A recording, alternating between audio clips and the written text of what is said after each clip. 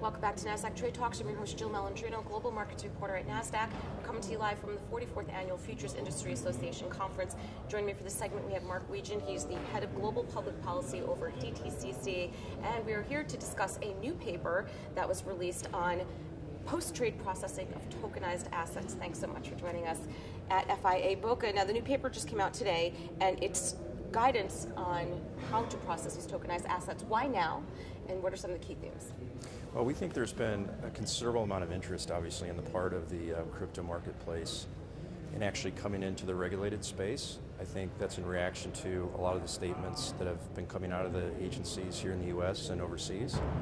And we just thought it would be helpful to share some of our insights into post-trade processing more generally, since we have years, in fact decades of experience running those kinds of businesses, and have developed some thinking around how it could apply to this new asset class.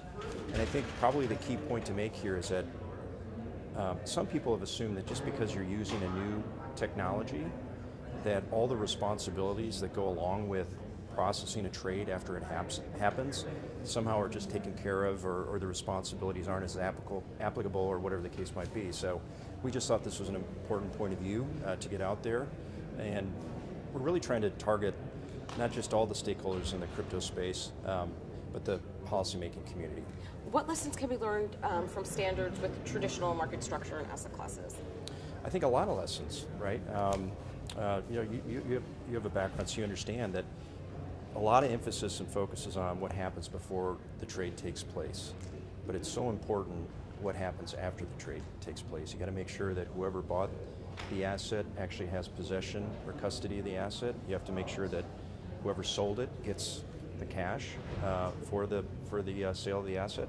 And so there's a whole elaborate set of processes that make sure that that happens in the traditional securities marketplace. And again, in the crypto space, a lot of that is being done in an automated way with this new technology, blockchain technology, but making sure that someone shoulders those responsibilities to make sure that those things happen well and soundly and safely is really, really important. Right, and I think the key to that, investors need to understand that digitized assets, it's not one size fits all. You can't just plug and play it into equity or fixed income market structure like you had suggested before. So what needs to happen to protect market stability and increase confidence in digitized assets?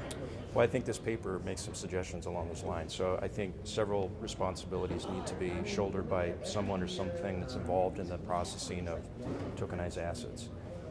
There has to be a very, very clear legal basis and authority for what is happening on a platform that's trading these sorts of assets. There has to be disclosed and very transparent risk management processes and procedures that are revealed to people using the platform. There has to be a lot of care given to the systems in place to make sure that settlement happens, and that once it happens, it's final. And I think the record keeping piece of this is really important, but again, given the technology here, that's probably one that's easily solved with the technology, but I think those are just a few. Those are really, really important to make sure that they're done well. All right, Mark, thank you as always for joining us on Trade Talks, and thank you for joining me throughout the day. I'm Jill Malandrino, Global Markets Reporter at Nasdaq.